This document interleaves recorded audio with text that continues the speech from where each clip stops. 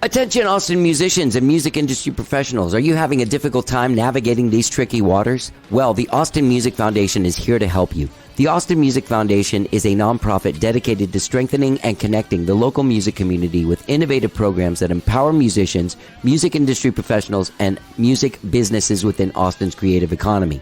With expert panels, consultations, mentoring, and mixers, AMF's programs provide the necessary tools and opportunities to help the Austin music industry succeed. Now look, ever since COVID took over last year, everything's moved online. The consultations are online. They're at no cost to the artist or to the music industry professional. Just go to austinmusicfoundation.org. That's austinmusicfoundation.org to find out how they can help you. Austin Music Foundation is here to help.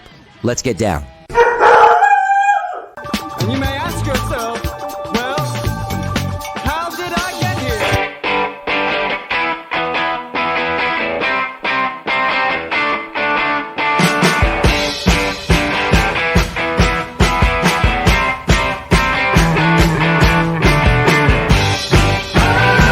It's time for How Did I Get Here? And now here are their hosts,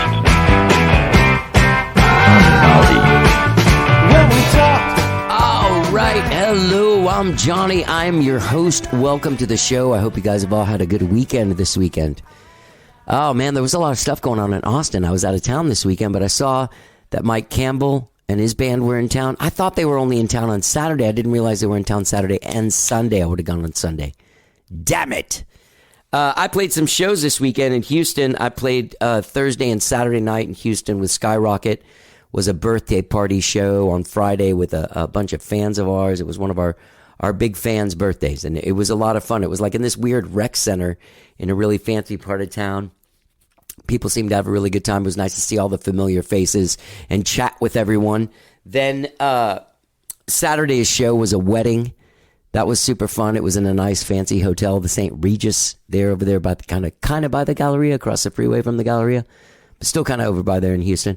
But Friday, I just hung out at my grandma's all day with my grandma and my aunt. And my aunt and uncle from Conroe came down, and we all hung out. My Uncle Chuck made some ribs. And we just had a good old time. It's nice going down there and being able to take Rosie. And Rosie hangs out there with my grandma and her dog and my aunt.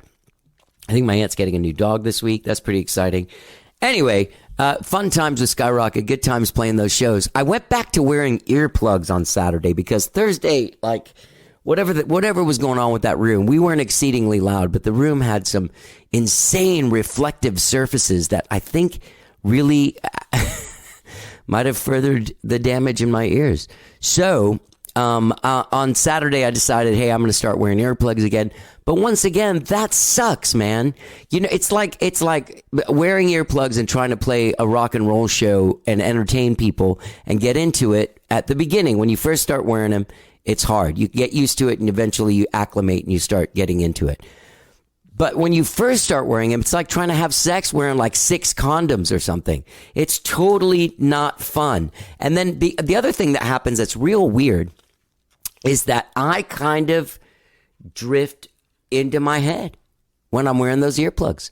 It's weird. It's weird. I feel isolated and in my own world. I don't feel part of this 7-person band that I normally feel very connected with. You know, while I'm playing, I feel connected with them. And I guess it's that weird condom thing. I feel like I'm just kind of over there. Like, am I feeling this? Is this still happening?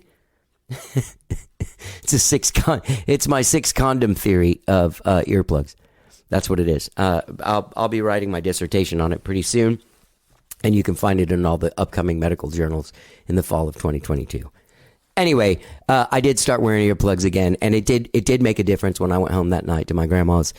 I wasn't watching TV on like volume 50 when I got back. I felt a little more together. I wasn't talking as loud, and my ears weren't ringing as bad. But they still kind of ring, and I get a little nervous sometimes because I'm like, you know, that now the ringing doesn't really go away completely. And like I can hear it now, like when I'm wearing headphones and the house is totally quiet. Normally I have some kind of thing going on, so I don't have to hear it. Anyway, that's the story of my ears. That's the story of my weekend. I hope you guys had a great weekend. Gang, I have a fantastic show for you today. Joel Mullins, who was the frontman of the band Tammany Hall Machine in the early 2000s. And then he played keys and guitar for the band The Pawns, who have been on the show before.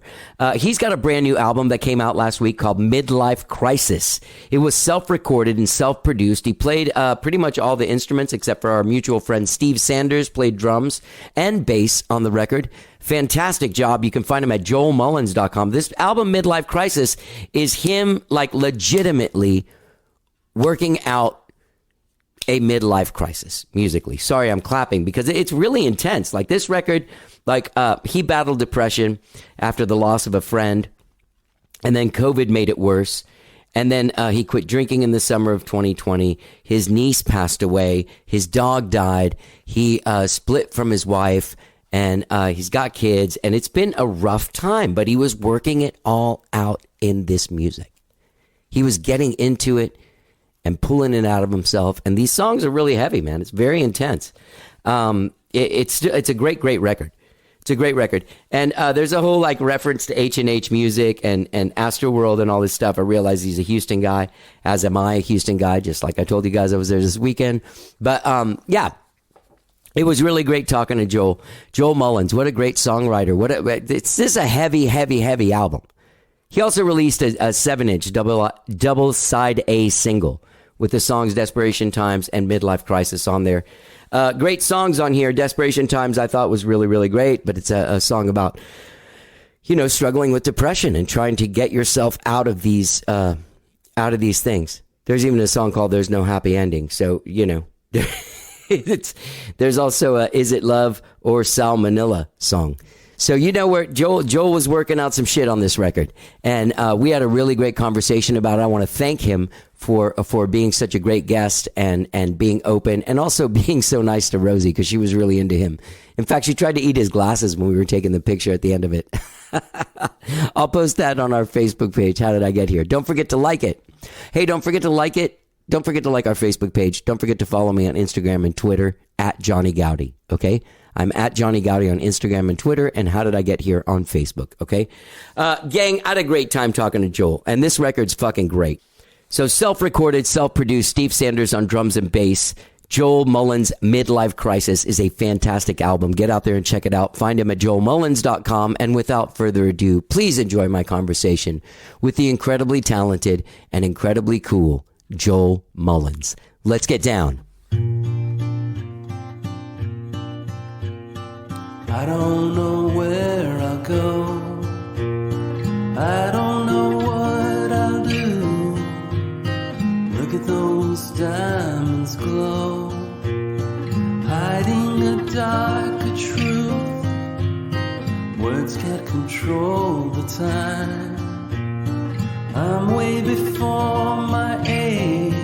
I'll never be satisfied. Which was a... Now, I do remember Tammany Hall Machine. Now, did you come last time with the Pawns? I did, yeah. Okay, sorry.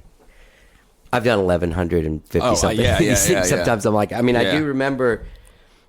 I know those guys, know my bros, and I've known Steve for a real long time. Yeah. I like that dude. That's a 90s bro. Yeah, he played on that. Yeah, I saw that. Yeah. He played bass and drums? Yep. All right, so I didn't want to say anything when we had the mic going, but okay, so this album's fucking incredible. Thanks, man. Like Joe Ray sent me the thing, and I listened to everything, and sometimes I have to tell people like, man, I'm sorry, I don't. That's another thing is now you can be a shitty fucking person. Oh yeah. And a publicist will totally publicize your shit. Like sometimes people send me stuff, and I want to write them back like, are you fucking kidding? Are you just taking people's money? Like, do you never go like, hey man, go make another album, man? Yeah. Come back in a couple years, save your money. So she sent me this thing, and I start listening to it. I didn't read the shit.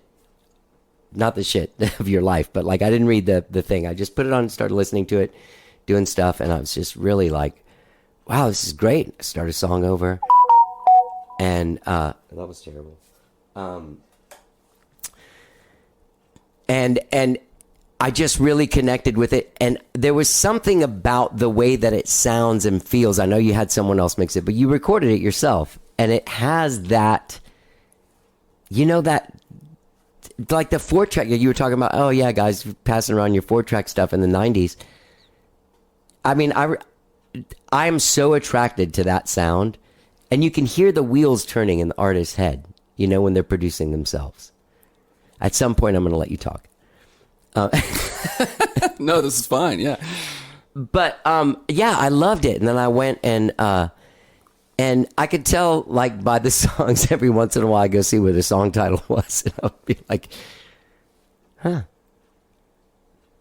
Joel all right? And then I started reading the stuff and I was like, holy shit, man. This is amazing that you were able. You're a fucking artist, man. I mean, I'm sorry you had to go through all this shit. But to be able to turn that into art is what we are supposed to fucking be doing. And you did it. This is probably the most profound work you've ever done. Absolutely. How does it feel? Feel a little vulnerable? Absolutely. Because all Yeah. I think when I listened to it after I read the shit was, God damn, is Joel all right?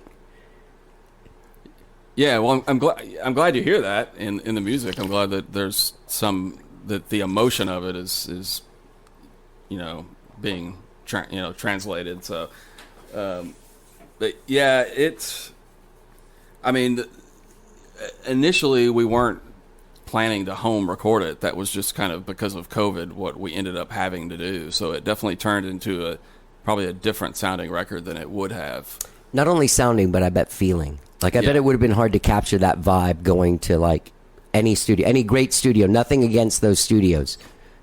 But there's just something about you had to do stuff. You had to figure stuff out while you were doing it.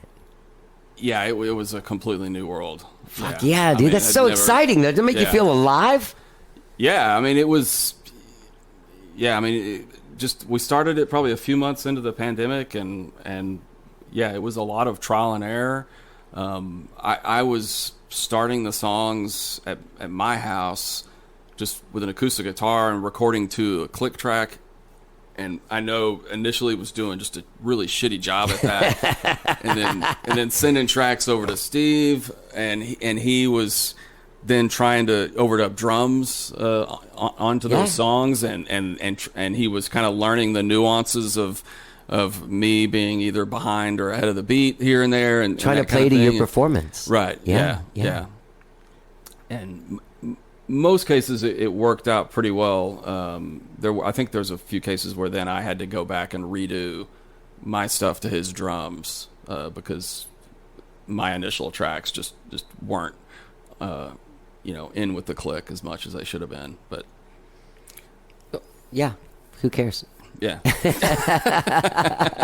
That's one of the funniest things about I get records from people, and every once in a while you get a record by some guy. Like I had this guy Jim Keller. He was in a Tommy Two-Tone. It was like co-wrote 8675309 and shit. Oh wow. And he made this record where they, there's no click. The dude sat in a room, turned on. I mean, they did it to a computer because you still have to do it like that, but they didn't move anything, and the songs breathe like, go listen to some of those Stones records, Honky Tonk Women does not end up at the same tempo that it started. And that song would fucking suck if it did. But they were also probably tracking the drums, like, on the initial tracks, right? Yeah, I mean, you never know. It could have been just Keith and fucking Charlie on a thing. Yeah. Well, but Charlie was playing. Like, I think with us, I had to use the click because the drummer wasn't there. He couldn't even see me playing. Can I quickly ask you, like, what kind of click did you use? Click, click, click, or did you make a little groove to play to? Oh no, it was click, click, click. Oh really? Yeah, it sucked. Yeah, it was challenging. Yeah, I mean, I was recording on my iPad. Yeah. So it was, using software I'd never used before. The ends justify the means, though. What you ended up with is like a personal masterpiece. Thank you. It's great like to hear, a personal, it's hard to not get emotional because I know what it takes to process that shit and turn it into something you sing. Yeah. It's fucked up, man. It's crazy. So I don't mean to laugh. This is my thing, dude. You have two choices in life. You laugh or you cry. So a lot of times I just laugh. Yeah. Very inappropriately, but still, it's I got to let out some pressure somehow. Yeah. Right? Both options are therapeutic. Right. So, yeah. Hang on one second. Let me make sure this AC thing. A lot of these songs. Oh, real quick before we get into the intensity of it all. Let me look at my notes really fast. No encore. Are you a David Garza fan? I wouldn't call myself a fan, Okay. no, but I've seen him numerous times over the years. Do you hear the David? Like, there's a Davidness in the song. No, Like I didn't notice a that at Davidness all. of like this Euphoria era. That I thought was really awesome. Like, he's one of cool. my favorite artists. Yeah. So a lot of these songs, you're dealing. Oh, one more thing. Good times. These notes. I heard H&H music in that song, I think. Yeah. And then yeah. in the Fern Cave song, you tripped at Astroworld. So you're a Houston guy. Yep. Yeah, full on. What part of town? Katie. Nice. Did you grow up playing like the Fitzgeralds and? Or are you younger than that? No, Or- Fitzgerald's was around. Was around, yeah. Definitely. But it was. But I never played there. Okay. I had one band in high school, and I mean we played probably 3 gigs total, and one of them was the high school talent show, and we sucked. Really quickly, what happened at the high? What did you play at the high school talent show? We played one song that I had written. And actually, I mentioned in the song we played Driver 8. Oh yeah. We played ROCK in the USA, Yeah. I think, by John Cougar. Seems like there was one other that we played, but I can't remember what it was. In the train conductor's head. Yeah. Were you a big REM guy? Oh yeah. Yeah. Yeah. I was a very big obsessive fan. When did you? Back then. When did they get you? I had an older brother. He introduced me to a lot of that stuff. Yeah. I was probably in middle school, probably like around the time Document came out. Oh, okay. probably. Yeah. Is it Document has like Fall on Me and stuff like that? No, that one's the one before it. That's Life Switch Pageant. yeah, Great album, man. Yeah. Great band. So, so you are a Houston guy and you grew up there and you did the Astroworld stuff. Do you get down there and play at all or no? No. Not in a while. I did with the Pawns. Yeah. We in fact I think we played Fitzgerald's. What's going on with the Pawns right now? I think it's over. We COVID killed the band? Yep. Fuck, man. Yeah. Well, What a great band. Tommy, I think even before COVID, he had kind of fallen in love with playing drums, Oh. and that just has become his thing. So he's playing drums in a couple of different bands, I think, and he just doesn't have any desire to, be the front guy anymore. And Reverse Dave Grohl syndrome. yeah, exactly. Well, that's interesting. Well, I always thought that musically you guys were doing cool stuff, and I was a fan of Ruby's. Man, can I see that stuff in person? The Yeah. artwork is beautiful, man. Yeah, she She did. did such a great job. Yeah, she did a fantastic job. Yeah. Yeah. Does she do that a lot? Or No, I mean, I mean, she's definitely very artistic. Yeah. I'm not aware that she's ever, well, I think she's definitely been involved in the Pawns artwork before, but something like this where she created art for an album cover, I don't know that. We'd have to ask her. I'm not sure if she's ever done that before. she's super cool. But I gave her some photos. This is a photo of me and Brandon, the guy that No Encore's about. Okay. From college, and then my niece Kaya's up there. So I gave her some different photos, and then she went around and took other photographs like of orchids and ferns, that. things that fit the songs, and then she. This is your niece? Yes. Yeah. Yeah, she figured cut. it was. Then she went through and cut all this stuff out, like, by hand, and pasted it all together. How old was your niece when she passed away? She was 18. Fuck, man. Yeah.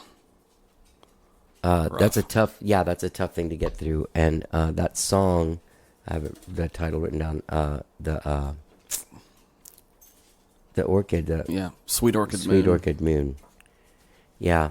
What a beautiful song, man. Jesus, what thank a you. great tribute to somebody's life. Somebody that you cared about. You lost another guy, you were saying no depression, your friend Brandon? Right. Yeah. No encore. Yeah. No encore, sorry. Yeah. No depression. It's because of the depression in the magazine. Right, yeah. What's wrong with me? Hey, Rosie. Like, she's getting a little romantic there. She can be your emotional support dog while we talk through this heavy stuff. Absolutely.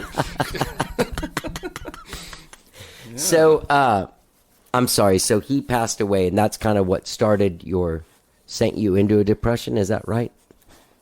Yeah. I mean, I think I was probably already there, but that made things a lot worse. Okay. For And sure. what was it you think that was like? How did you know you were already there?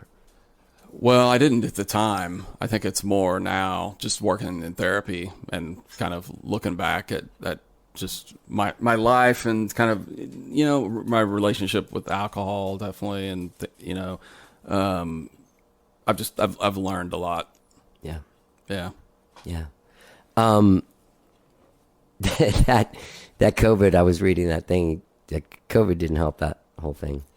No. The whole drinking and No, that was self-medicate, especially his first couple of months were like, because everyone kind of like, well, this is going to happen for a month. Like, fuck, man, I could smoke weed and watch Tiger King in one day and all that. You know what I mean? Like, yeah. I was actually working from home at the same time, even like a full-time job. Yeah. And, but the first 3 months of the pandemic was just pretty brutal for sure. I was drinking way too much, and just there were days where I had to take like 4 naps just to make it through the day. Yeah. So Yeah. I was not funcking very Sorry. well. Yeah. So then you kicked it. Was that like, what was the bottom? What was the wall you hit that I mean, there were you just don't mind sharing? Yeah, I mean, it got to the point where there were just a lot of nights where I just found myself just continuing to drink, and then until, like I'd find myself out on the back deck at like 2:00 in the morning, just sobbing and just extremely unhappy, just miserable, and just so it was obvious to me at that point that, I've got 2 possible paths forward. One of them leads to life, and one leads to death. Yeah. And so I gotta, So after that, it honestly, I mean, I started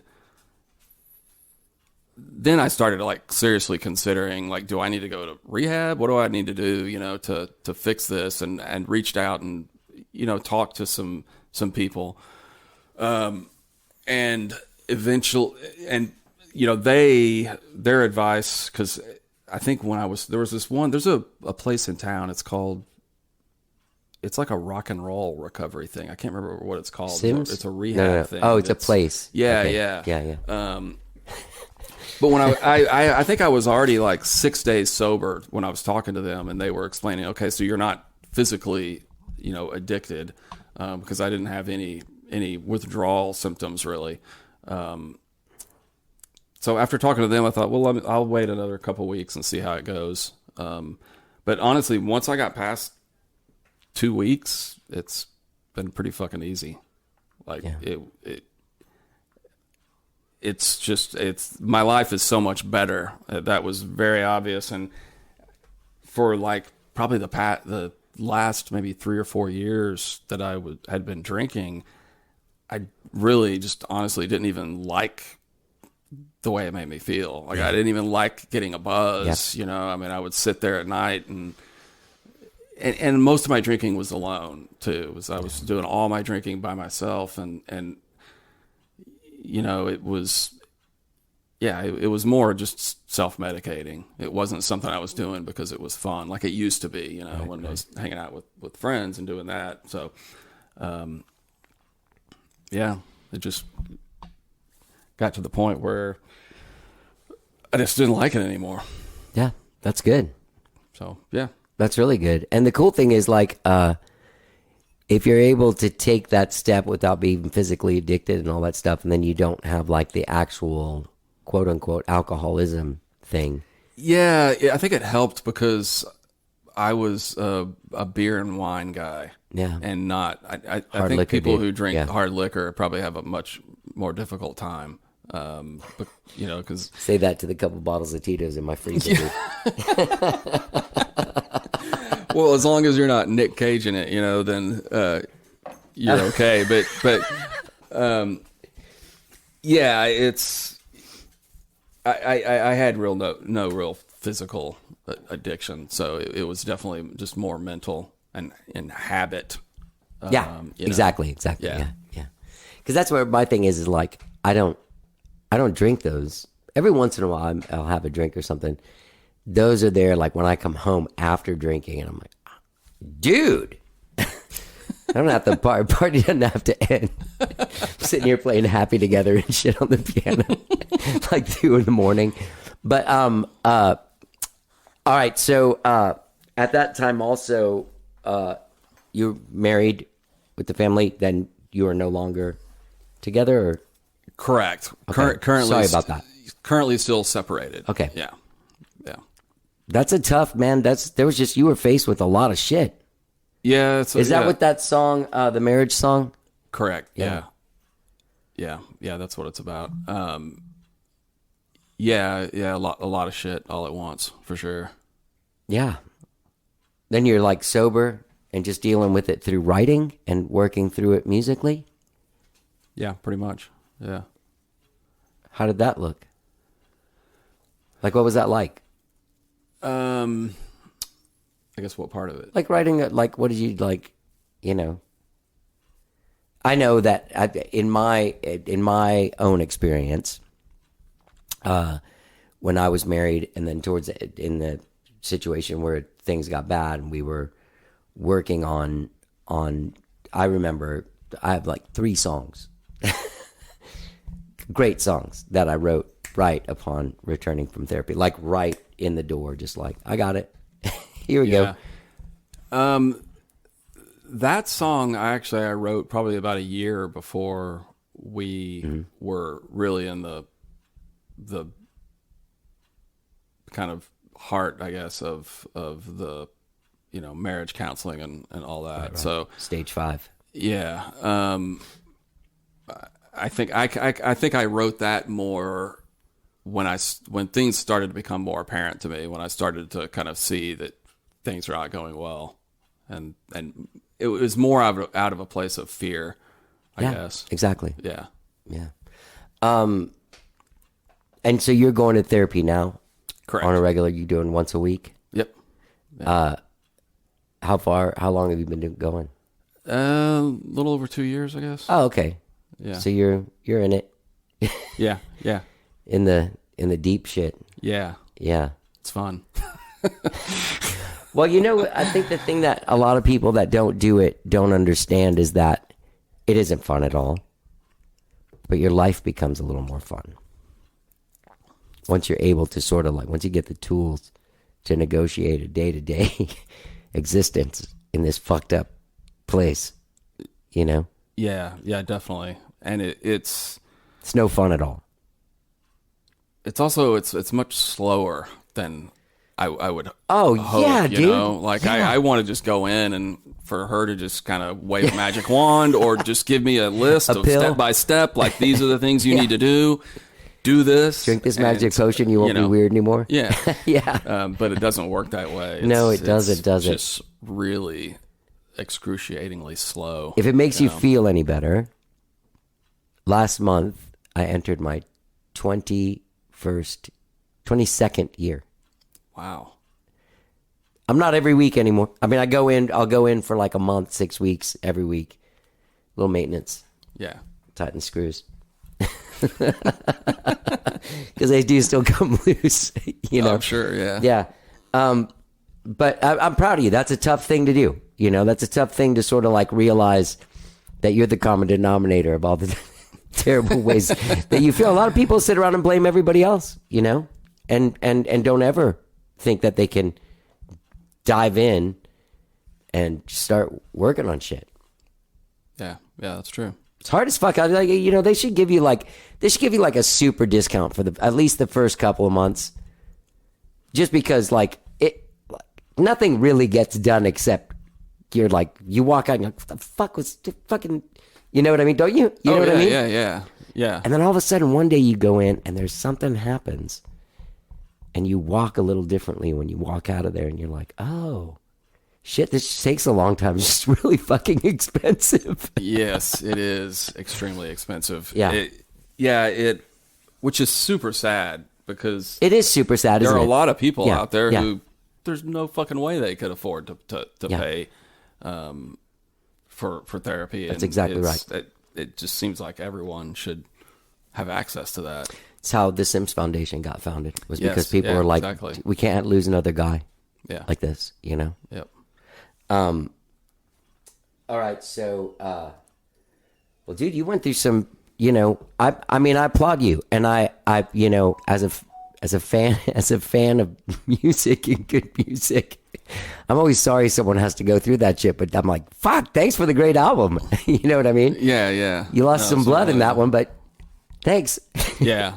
It's, I mean, all the songs were written for the most part before the pandemic started, but I think it just became kind of something I think I had to do to just get my mind off of the other shit. You know, it's like I had a project, you know, that I could work Exactly on, right. and every time that I was not, you know, doing, you know, taking care of other responsibilities, either day job or as a dad or whatever. Right. Any free time I had, I could just dedicate to that, and I could just work on this project, and then that just kind of helped take my mind off of other things, I guess. Yeah. So, what's your day job? I work in state government. Oh, cool. Yeah. What aspect of it? In policy. Oh, cool. Work for the Texas Workforce Commission. That's exciting. Yeah. I mean, you know, that you're helping stuff move. Yeah. Like real stuff. Yeah. Yeah. Yeah. Certainly. It's I mean, the agency has a great mission for sure. You know, helping people get jobs. Yeah. Which is desperately needed. All right. Well, let's go back. So, when did you move to Austin? Right. Late 1999. Okay. I'd been in the area several other times in the 90s. I lived in San Marcos for a few years at one point in the mid 90s, and I left the Houston area in 92. Okay. When I graduated high school. Okay. And so when you moved here was when you started Tammany Hall Machine? Yeah, probably about 2 or 3 years after. You guys played the Parish a lot. Yeah, didn't you? Probably not a lot, but I know we played there at least a couple times. Where would I have seen you? Yeah. Like, I mean, we played everywhere. Yeah. We played all over. We played La Zona Rosa. We played Antone's, Saxon Pub. We played Continental Club a lot. yeah. We played all over the place. I mean, we opened for a lot of different people. Bob Schneider. We played a lot. We played quite a few gigs with What Made Milwaukee Famous. Maybe that's where I saw you. Yeah, maybe. Michael Kincaid and I went to high school together. Oh, you did? So we were. I'm a couple of years older than him, but we were in choir together in high school. So we've known each other a long time. So, so we always liked playing gigs with them. Yeah, and that's They were actually a great band. Yeah, absolutely. Yeah. So you guys made records? We did too. Where'd you do them, and who'd you do them with? What was The first one was all at home, Yeah. and we had no fucking clue what we were doing. And in fact, we did it all on this Yamaha like 16-track digital recorder.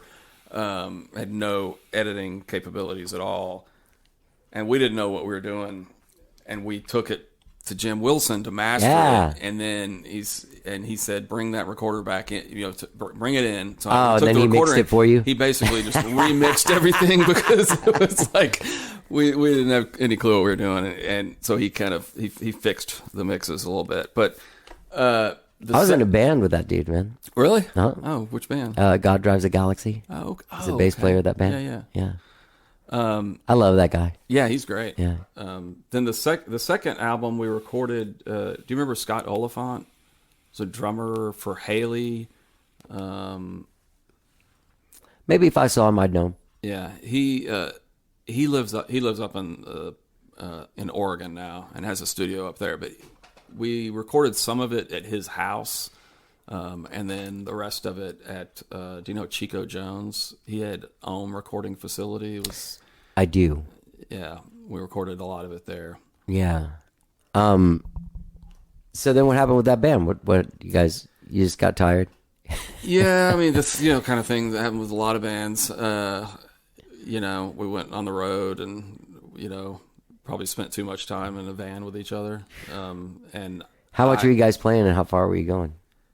we only did one kind of far tour where we went up, to Chicago and back essentially, and, places on the way and on the way back.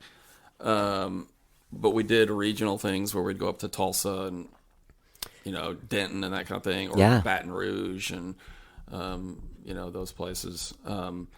Play the Bayou in Baton Rouge. What was the? I love that place.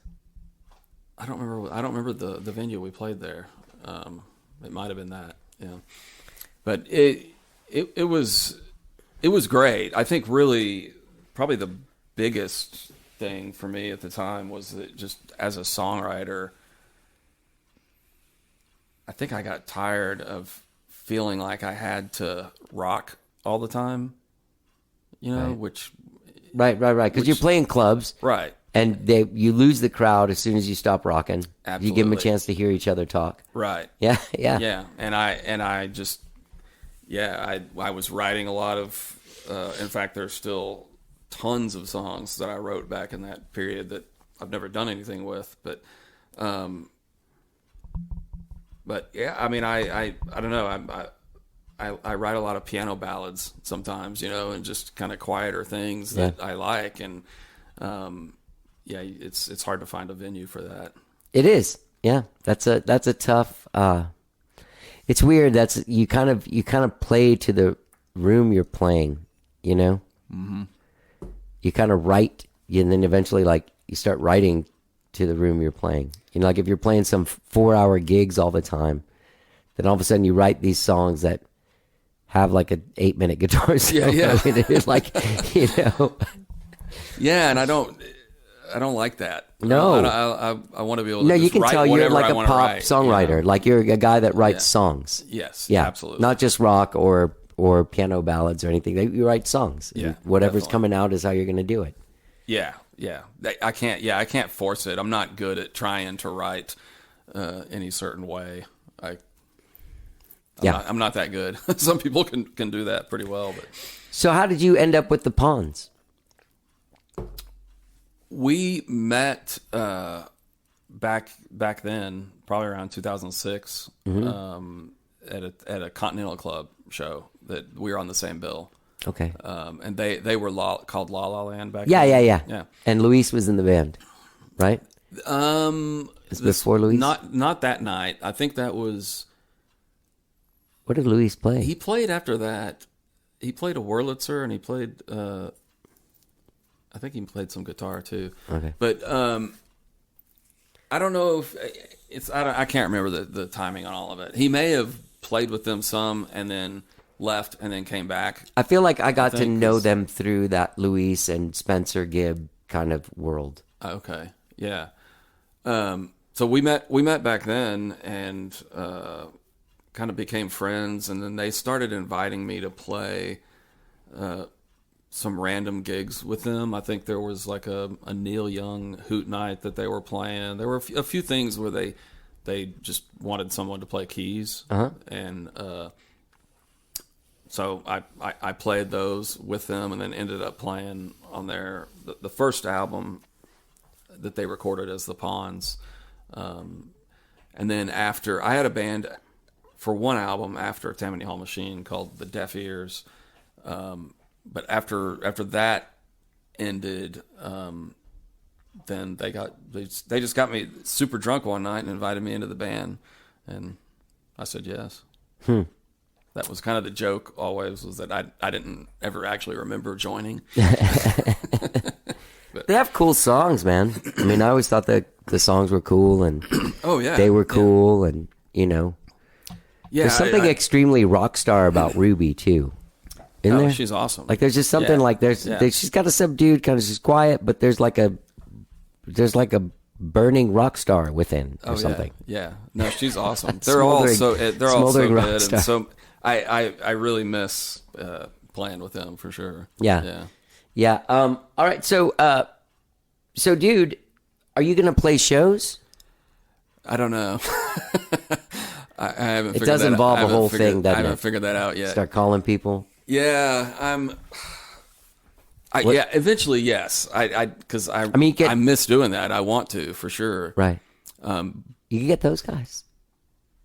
I mean, except Tommy and have two drummers, Tommy and Steve. And then yeah, Ruby. Yeah. No, I definitely want to do something like that at some point. It's tough at our age to get a band going. It is. You know what I do? It sucks. I gotta fucking hire a bunch of people. Yeah. It's cool, but it's kind of weird. Yeah. Some of them are my bros. Some of them not so much. Yeah. But it's weird. I've considered just going out and just playing some shows solo by myself, but there's just, that just seems, I mean, the playing part of it would be fun, but the rest of it feels like it would just be boring. Like, I want to hang out with my gang, I want to hang out with my friends. That's the whole point. And, well, that's the thing is, I think that we came up in an era, and it's not so much like that anymore. There isn't like the idea. I don't think people start bands now as kids thinking in the U2 mindset. Like, dude, we're going to be like 65 years old, and we're going to be fucking together doing this shit. Yeah. You got it? You know what I mean? Might have to take break, but that's how that's how I came up. I didn't think I wanted to be a lonely rock star. I wanted to be one of the Beatles. Oh, like, absolutely. Live in one house like they do in Help. Yeah. And like, I mean, seriously, like, I saw that as a little kid, and I was like, fuck, that's what they do? Shit, I'm in. Just a bunch of dudes being weird all day together, making each other laugh, chicks chasing them everywhere. You go play a show? Yeah. Fuck, that's amazing. But yeah, it's hard when you get to our age, because people have kids, people have a life, people have a wife. Like, and sure, I'll go rehearse with you. I got a job, but come home and deal with traffic, getting out that space. I can't get out there and start rehearsing at 9. You know what I mean? Like, It turns into that kind of thing. Yeah, it's more difficult logistically. It is. For sure. Yeah. But I think I'm also, I'm putting out this record with my name on the cover too, so it's I guess if I'm going to play shows to promote that under my name, then I probably am kind of in the realm of what you're talking about Solo just artist. hiring some people and doing that. But long term, I'm not so crazy about that idea. I mean, I like the idea of continuing to record that way some, but I love collaborating with other musicians. Having other people. Yeah. I enjoy writing songs, but I like it when other people can come in and make those songs better. Yeah. And it's just a shitload of fun. Yeah, it is. So you hired a publicist and stuff for this record, and you did some beautiful artwork that really, that's one of the things that I miss, like that, and credits, like album credits. Like, it's all gone. Like, you look at Spotify, like, you look at an album cover on Spotify, it's not even an inch like it was on iTunes, like on your, like, it's like this. Yeah. Like, this beautiful thing is so tiny on there. Yeah. Yeah, that's, and I like, though, that you did it for the aesthetic value of it, so that you knew that your album was beautiful. There are, and there's a booklet in here with all the credits, too. Yeah. Thank God. So, yeah, and I really wanted to press it on vinyl, and that was the original plan. And in fact, I have test pressings of it, but everything just got delayed and delayed so many times. That I finally gave up, because I felt like this is kind of like a chapter in my life that I need to close the door on. Yes. I need to get it out and just kind of then, whatever happens, and then I just kind of move on to whatever's going to be next. You know? I appreciate that as well. Like, because when you dive into something like this, artistically, personally, emotionally, you got to get the fuck out of there, man. Oh yeah, yeah. It's like method acting. Like, you can't stay in that fucking murderer's character too long, or you eventually will freak out. Yeah. Yeah. I mean, I totally understand that. So, what do you feel like? What like? I feel like your next record is going to be like an electronic dance record, just like the happiest fucking record anyone's ever heard. I don't know. I've since recording this, I've definitely written some more songs that are definitely emotional. Yeah. I don't know. Yeah, I don't know what's going to be next as far as that goes, but I've definitely, all of these songs were written on guitar. I've got a few that I've written on guitar, but most of the stuff I've been writing over the past year has been on piano. And they tend to come out a little differently, I guess. Yeah. So I can't play piano fast, so like everything I write on piano. Is like I mean, I can't like convincingly rock on a piano by myself when I'm writing a song. You know what I mean? right, yeah. I mean, it comes out like either like some kind of tango thing or, so you didn't even book like a record release show. Are you going on the radio or anything? Are you? I'm not trying to add more pressure. No, it's okay. I mean, Joe Ray is trying to get some of that stuff put together. But that was, I didn't book a show, and part of that was because of COVID too. I mean, I talked to Steve and Jeff, the other two, Steve Sanders and Jeff Dupree were the other two musicians on the record, and I talked to them about potentially, putting a set together and playing a release show. Yeah. But with everything that was going on at the time, I think we were probably talking about that in the middle of the Omicron stuff, and it just seemed like a lot of work to go through. Yeah. If something's going to get fucking canceled at the last second, Yeah. It's funny because I'm in that band Skyrocket, this cover band that plays all this private stuff. We were able to make it through with like deposits from shows that either canceled or postponed, and we just went ahead and cashed out the deposits, and we were able to get a PPP loan and all this stuff like throughout 2020 and throughout 2021.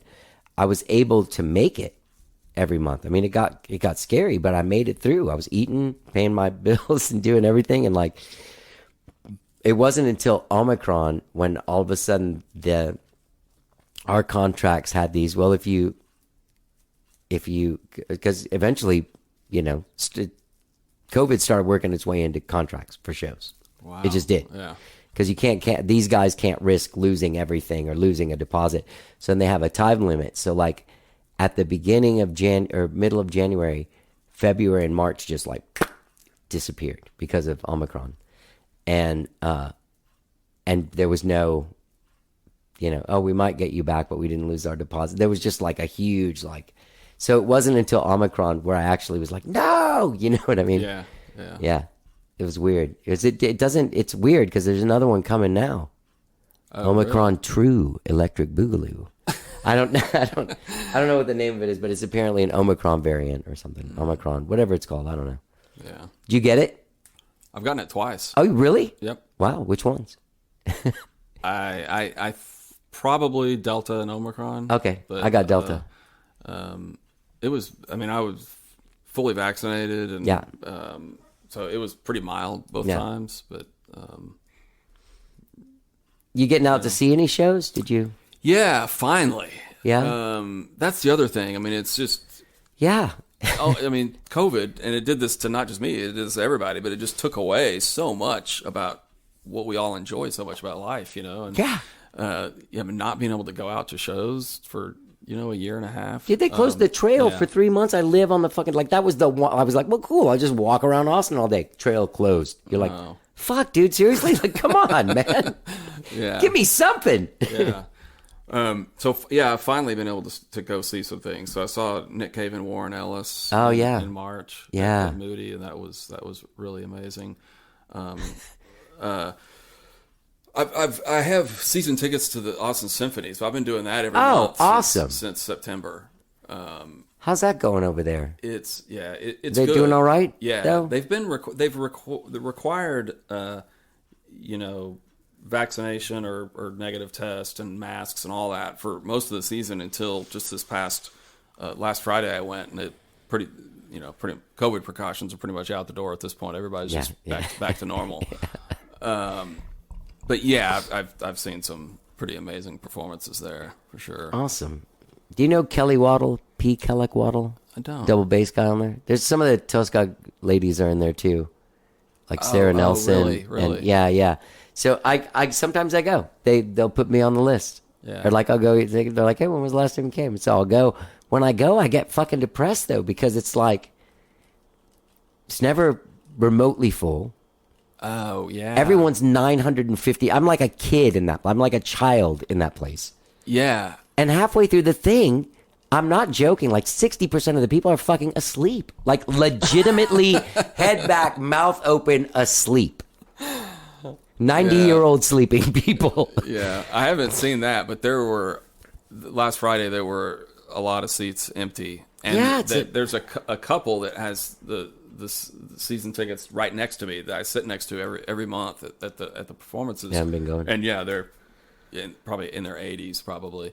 Very nice, but yeah, there's not a whole lot of young people there. It's got to be a way to sort of like translate. Do you know Graham Reynolds? Uh-huh, yeah. His episode comes out on Friday, but just talking to him about, I mean, that's what he does. He's a composer guy. Oh, yeah. A new modern, and there's tons of guys like that.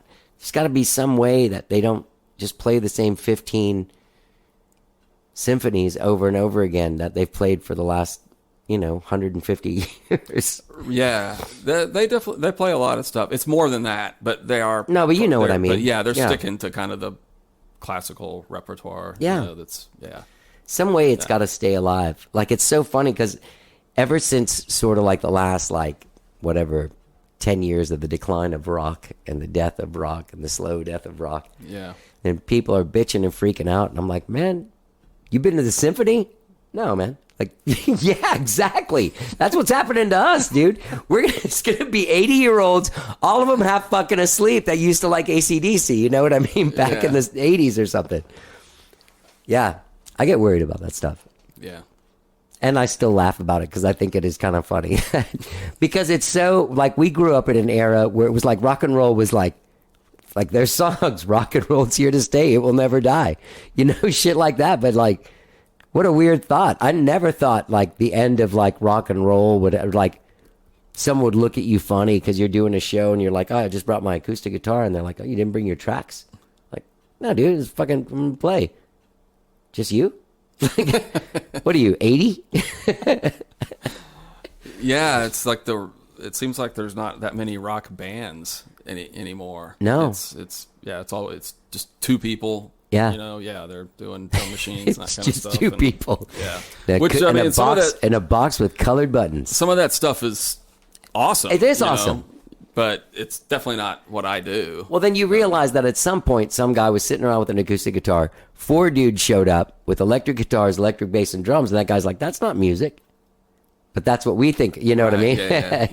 Yeah. I'm really scared to be that guy. Like, I really am. Like, yeah. I do get scared. I don't want to dinosaur myself. Yeah. But it is hard to get into new music when it's all so on the grid and everything's so specifically tuned that you do lose that sort of magic of, people not totally locked in with the click. Yeah. It's just more human when it's human. Yeah. And that's the thing, is it? Your record is, if it's anything, man, it is fucking human. Yeah, I bet. Exceedingly human. Yeah.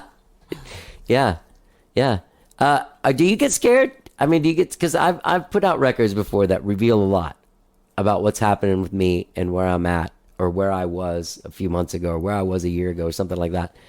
And I there is that moment, like when it comes out, I'm like, oh shit. Everyone's gonna know.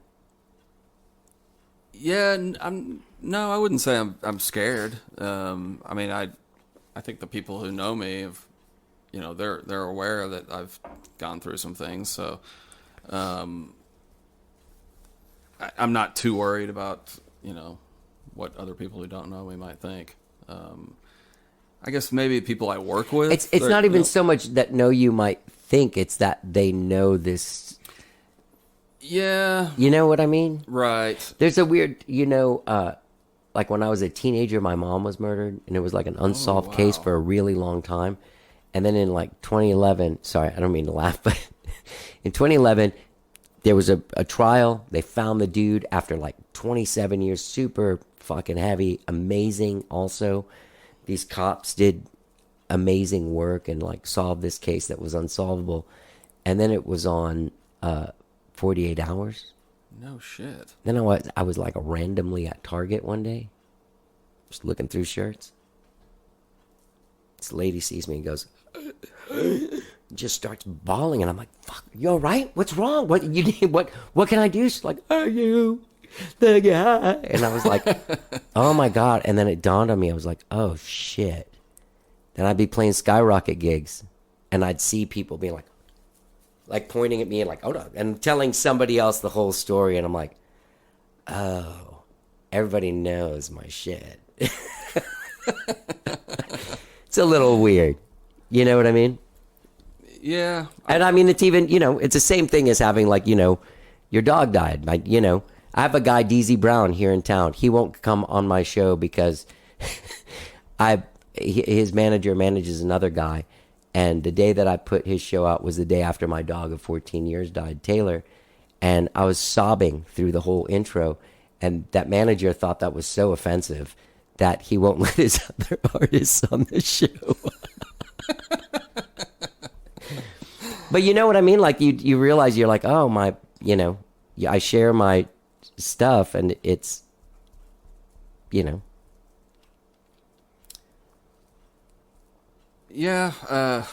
It can be, man. Maybe I shouldn't be putting it out. now you got me scared. Oh man. No, I'm just kidding. No, it's an empowering feeling though, because there you are, you're expressing it, and ultimately what ends up happening is people relate to it and they connect with your music on a deeper level because they understand, they've been through that shit themselves. Yeah, that's the thing. I mean, of course, your situation is it's very unique, right? And this shit is shit. You know what I mean? Yeah. Like the worst thing you've gone through is the worst thing you've gone through. No matter what the thing actually was, it's still, you know what I mean? Yeah, definitely. But I don't know. This stuff there's nothing super unique about any of this. I mean, a lot of people Right, so it'll have had connect with a lot of fall people. apart. A lot of people have had, lost friends and family members. So it's, I think people have been there. Yeah. In that same place. You think you'll be writing some songs, you just make up scenarios this time a little more? Do you do that much? No, not really. Typically, in the past, this is definitely the most personal record I've ever done. I've definitely, in the past, in Tammany Hall Machine, there were songs that were somewhat personal, and but for the most part, I think a lot of times I was just throwing words together. Yeah. So, trying to come up with things that just sounded interesting. Yeah. Without a lot of concern for, any kind of unifying meaning. Right. Yeah. All right, so people can find you at joelmullins.com. Midlife Crisis is the album. It's available on April 22nd. I think this will come out. I think it'll come out before then. People can also get the double side A single, the 7-inch, featuring. Featuring Desperation Times and Midlife Crisis. Yep. Do you feel like it was a midlife crisis? I feel like it still is. Yeah. Yeah. Were you old enough to remember this movie called Middle Age Crazy from like 1979? It's filmed in Houston. Really? Fucking filmed in Houston, dude. Oh, I've never heard of that. Yeah, with what's his name, the crazy guy. I'll figure it out. I saw that when I was like 10, and I wanted to have a midlife crisis because the dude like just started banging like a secretary and got like a Porsche and all this stuff. I was like, that's my dude. I can't wait till I have a midlife crisis. But the real ones are really crisisy. Yeah. Well, dude, people need to get out there and check out this record. It'll be available wherever. Do you do a Bandcamp thing? Are you a yeah, I've set one up. So yeah, it'll be up there. Okay. It'll be on, of course. It'll be on Amazon. The You can places. buy the actual CD on Amazon and Oh, cool. Waterloo and Okay. Veneer and that stuff. Excellent. But for most people, probably don't have anything to play a CD on, so they can stream it. But Yeah. I have one. I have that one. But I have to listen to everything on NS10, so it sounds like I did a bunch of cocaine in the 80s. When I listen to stuff on those speakers, it's so funny. Those new powered speakers that have that soft, normal bass sound, I don't like it. I have to listen to these like ones that exhaust your ears after an hour and a half. yeah. Dude, you did such an amazing job on your record. Such an amazing job, really. And I know you went out on a limb personally, and you really were able to do that thing that like ultimately Bowie did, which is like just document, he did it with his death, which is pretty unbelievable. But Yeah. the fact that you took your life and worked your problems out in the most beautiful way you can, like creating art, just, congratulations. You did an amazing job. Yeah, thank you. I appreciate that. It's, I'm extremely proud of the should work that we did on it, and it's. I definitely couldn't have done it alone, for sure. If I'd have done it by myself, it would be a very different record, and probably, the emotion and all that would still be there, but I don't think it would be as fun to listen to. No. So it's, without Steve and Jeff and everything that they brought to it, because they. There were arrangement things. Some of these songs went through massive changes from the time I started until the time it was completed, just based on the kind of back and forth between them and me. So that whole process was a lot of fun, and it was in result, I think, worked out pretty well. So Yeah, it did. Congratulations. thank you. Yeah, man. I hope you have a great...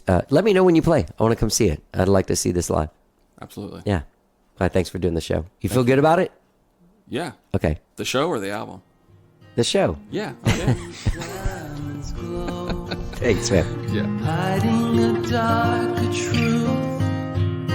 Words can't control. That was Joel Mullins. His album, Midlife Crisis, is available now wherever it is you stream and download your music. Go to joelmullins.com for all of your Joel Mullins needs.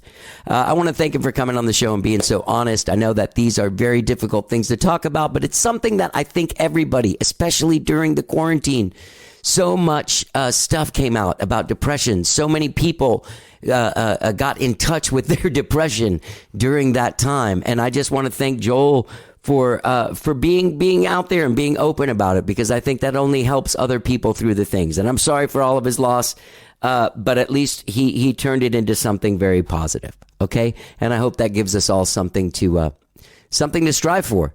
Midlife Crisis, his album, available now wherever you stream and download your music. Go to joelmullins.com for all of your Joel Mullins needs. And hey, gang, don't forget, when you're out there, listening to Joel Mullins and following Joel Mullins, don't forget that you can follow our podcast. You'll get 2 new shows a week. New shows every Tuesday and every Friday. Okay? Spotify, Apple Podcasts, TuneIn, Overcast, Stitcher. Anywhere you find podcast, new shows every Tuesday and every Friday. All right. All right. Have a great, great, great week. Whatever it is you do during the week. Don't hurt yourself. Let's get down. Take no more.